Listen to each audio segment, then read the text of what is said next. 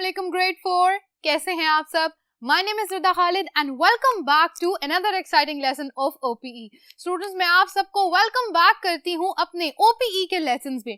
मैं उम्मीद करती हूँ कि मेरे बच्चे इन वीडियो लेसन्स को देख के बहुत कुछ सीख रहे हैं. जितने भी लेसन्स और जितनी भी एक्टिविटीज मिस रदा आपको रोज करवाती हैं, वो सब आप अपने घर पे बैठ के सॉल्व कर रहे हैं. स्टूडेंट्स, आज हम बात करने वाले हैं लेसन नंबर 3 के बारे में, यानी यूनिट नंबर 14 में द नेचुरल वर्ल्ड के अंदर आज हम रीड करने वाले हैं कुछ फैक्ट फाइल्स. मैं इसके बारे में आपको लेसन नंबर 2 की वीडियो के आखिर पे बता चुकी थी कि हम इस लेसन में रीडिंग करेंगे फैक्ट फाइल से रिलेटेड. तो बच्चों, जल्दी से अपनी ओपीई निकाल लीजिए.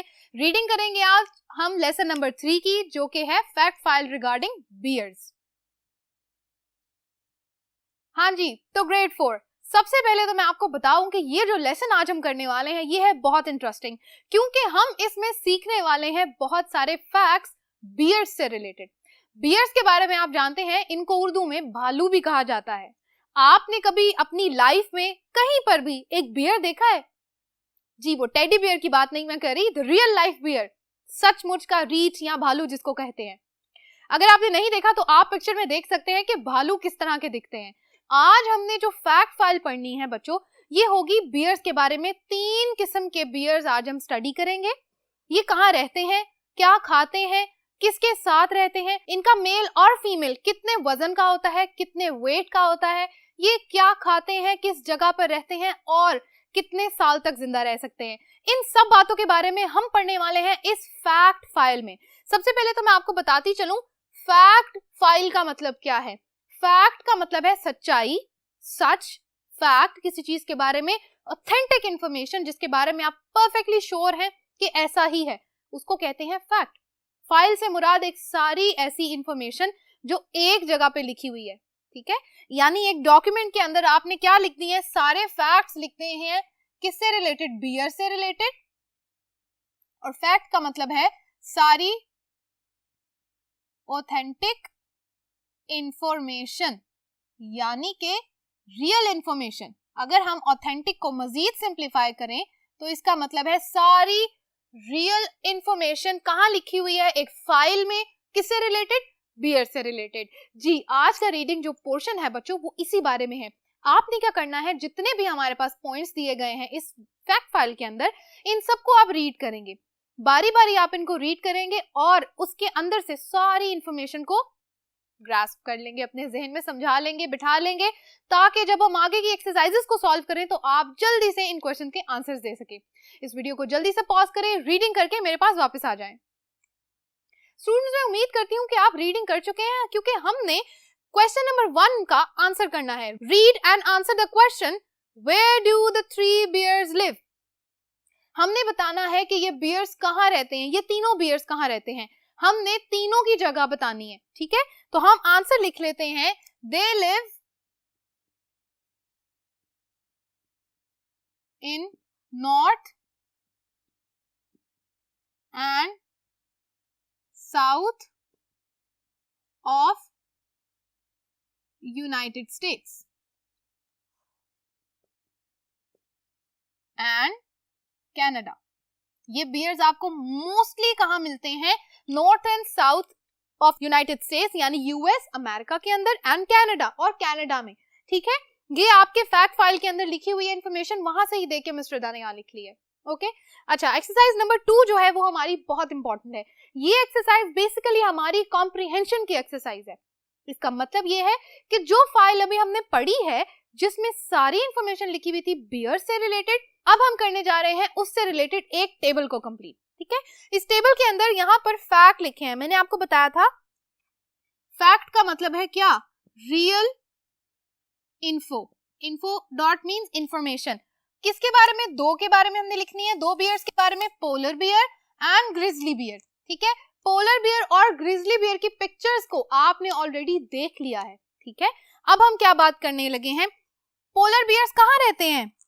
Yes, they live in North Pole. North Pole की तरफ रहते हैं. और ग्रिजली बियर्स कहाँ रहते हैं? Canada and US. और यूएसए भी आप लिख सकते हैं. अच्छा, lives for how many years? Polar bear कितने सालों तक जिंदा रहता है? Yes 20 years. और grizzly bears yes 30 to 40 years. अच्छा जी, ये इन्फॉर्मेशन आपकी बुक में ही दी गई है, मैं खुद से नहीं लिख रही. वेट ऑफ मेल, कितने किलोस का होता है एक मेल? हाँ जी 445 kg. किलोस या kg आपने जिस भी तरह इसको लिखना है. और ग्रिजली बियर अराउंड 345 kg. ठीक है. अच्छा जी, अब हमने क्या करना है, वेट ऑफ फीमेल. गेस, हमने पढ़ा था कि जो मेल है they are twice the size of a female. Twice का मतलब है कि जो फीमेल है, फीमेल के वजन से 2 गुना ज्यादा क्या है मेल्स का वजन. तो कौन बताएगा यहाँ पर मुझे जल्दी से कि जो फीमेल है तो उसका वजन हम कैसे निकालेंगे, कैसे पता चलेगा, गेस कैसे करेंगे? हाँ जी, we will actually divide this with 2. हम इसको 2 से डिवाइड करेंगे तो हमें पता चल जाएगा कि क्या एक्चुअल वेट है फीमेल का. 445 को अगर आप 2 से डिवाइड करें तो ये बनता है ऑलमोस्ट 224.5. ठीक है, 224.5 या 225 kgs भी आप कह सकते हैं. ओके, इसी तरह यहाँ पर हम देखते हैं 345 को 2 पे डिवाइड करो, क्या आंसर आता है? इसका भी आंसर हमें पता है, ऑलमोस्ट 175.5 kgs. ठीक है, तो ये हमें दोनों फैक्ट्स मिल गए. ठीक हो गया. अच्छा, ईट्स, क्या खाता है polar bear? Yes, it only eats seals. ये क्या होता है, नॉर्थ पोल पे बिल्कुल जमा हुआ समंदर होता है ना, जहाँ पे बहुत ठंडी जगहों पे, यानी कनाडा के अंदर नॉर्थ पोल के अंदर, वहां पर क्या होता है, ये सील्स खाता है. समंदर के किनारे, उस जमे हुए समंदर के किनारे जाके वहां पर उसको सील्स मिलते हैं, तो सील्स को वो खाता है. ऑलराइट. और ग्रिजली बियर्स क्या क्या खाते हैं? They eat animals,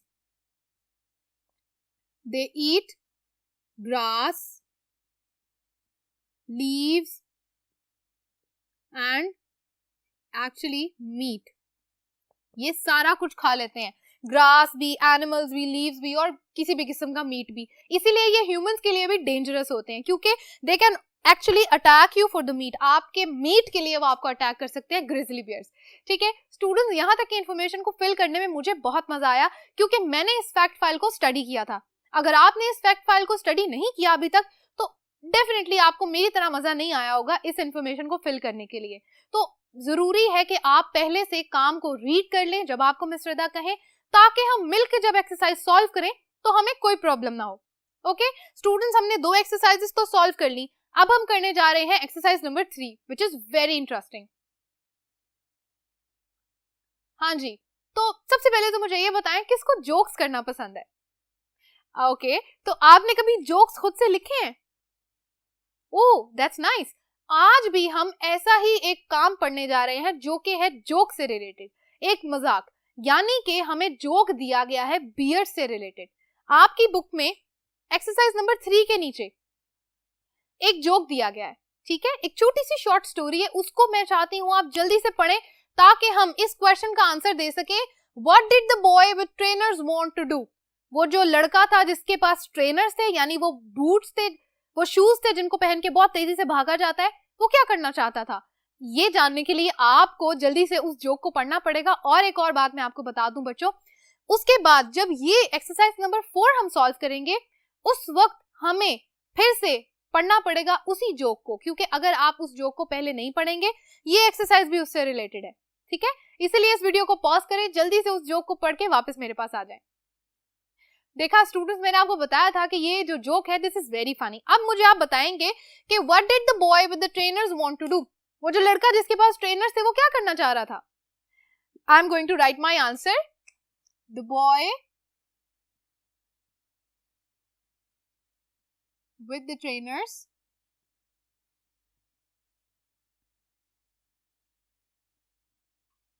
wanted to run farther. farther का मतलब है दूर, far का मतलब होता है ना दूर, हम farther का मतलब होता है जब हम कंपेयर करके कहते हैं इससे ज्यादा दूर है. farther from the other boy. उसने क्या कहा था उस लड़के को? he said कि I am not scared of the bear. मैं उस बियर से नहीं डर रहा, मैं तो सिर्फ तुमसे दूर भागना चाहता हूँ. I just want to run away from you. तो that was the joke. Students यहाँ तक हमने कर लिया एक्सरसाइज 3 भी कंप्लीट। मैं उम्मीद करती हूँ कि आपने अभी तक उस जोक को स्टडी कर लिया है, क्योंकि अगली एक्सरसाइज हमारी बिल्कुल उस जोक से रिलेटेड है। Okay, exercise number 4, mark the statements true as T और false as F, change the false statements to make them true. आपने अगेन वही काम करना है जो हम रोज करते हैं, स्टेटमेंट्स को पढ़ना है, देखना है कि अगर ये ट्रू है तो टी लगा देंगे, अगर फॉल्स है तो वेरी गुड, और साथ साथ हमने ये भी करना है कि अगर फॉल्स स्टेटमेंट्स है तो उनको हमने चेंज करना है करेक्ट में। ओके जी, let's start the work. The boys didn't know that there were bears in the hills. उन लड़कों को नहीं पता था कि वहां हिल्स के अंदर क्या है, बियर्स हैं। तो दिस इज फॉल्स, हम इसको करेक्ट करके लिखते हैं, एफ लिख दिया। करेक्ट स्टेटमेंट्स हम यहां सिर्फ ये लिख देते हैं, they knew that there were bears in the hill. Okay जी। Number 2, they didn't see any bears until the afternoon. उनको शाम तक कोई bear नजर नहीं आया। That is true, true ऐसे ही छोड़ देते हैं। Number 3, they saw a bear while they were near some tree. क्या उन्होंने जब उस bear को देखा तो वो trees किसी trees के पास थे? No, they were in the middle of two forests. तो हम लिखते हैं दिस इज फॉल्स स्टेटमेंट, हम लिखते हैं यहाँ पे दे वर इन बिटवीन टू फॉरेस्ट्स। उनके पास उस टाइम कोई दरख्त नहीं था, क्योंकि वो दो जंगलों के दरमियान में थे, करीब कहीं पर उनके पास दरख्त नहीं था, दूर थे दोनों। ठीक है, अच्छा जी, 3 तक हमने सॉल्व कर लिए, अब हम करने वाले हैं 4 और 5 को solve. Number 4, the bear was coming towards the two boys. क्या वो बियर उन लड़कों के पास आ रहा था? बिल्कुल आ रहा था, लिख देते हैं टी, इसका मतलब है statement is true. Okay, number 5, the boy with the bag took off his trainers and put on his boots. यानी कि उस लड़के ने जिसके पास बैग था, उसने क्या किया, अपने बैग्स में से ट्रेनर्स उतार दिए और बूट पहन लिए। ये लिखा हुआ था? नो, लिखा हुआ था that the boy with the bag took off his boots and put his trainers on. उसने ट्रेनर्स पहन लिए थे, बूट्स उतार दिए थे। तो हम इसको लिखते हैं कि ये है स्टेटमेंट फॉल्स। हम यहाँ ट्रू स्टेटमेंट लिख देते हैं, the boy with the bag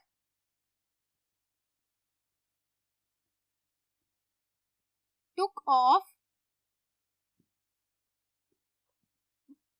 his boots and put on his trainers. Okay जी। Number 6, the boy with the bag wanted to run faster than his friend. Is it true? जो लड़का था जिसके पास bag था, क्या वो अपने दोस्त से ज्यादा तेज भागना चाहता था? बिल्कुल, वो अपने दोस्त से बहुत तेज भागना चाहता था, और यही हमारा था आज का जोक। उसके दोस्त को लग रहा था कि शायद ये चाह रहा है कि हम उस बियर को जल्दी से कहीं दूर भगा दें और उससे दूर भाग जाएं, लेकिन वो लड़का ये चाह रहा था कि वो अपने दोस्त से ज्यादा तेज भाग जाए और उसको वहीं मुसीबत में छोड़ जाए। तो ऐसे दोस्त कभी भी ना बनाएं आप जो आपको मुसीबत में छोड़ जाए। ये हमारे लिए एक छोटा सा लेसन भी है। ओके स्टूडेंट्स, यहाँ तक हमने कर लिया lesson number 3 complete. I hope आपने इस फैक्ट फाइल को स्टडी जरूर किया होगा, क्योंकि हम इससे अगले वीडियो लेसन में भी एक फैक्ट फाइल डिस्कस करने वाले हैं और हम फैक्ट फाइल खुद से भी बनाएंगे।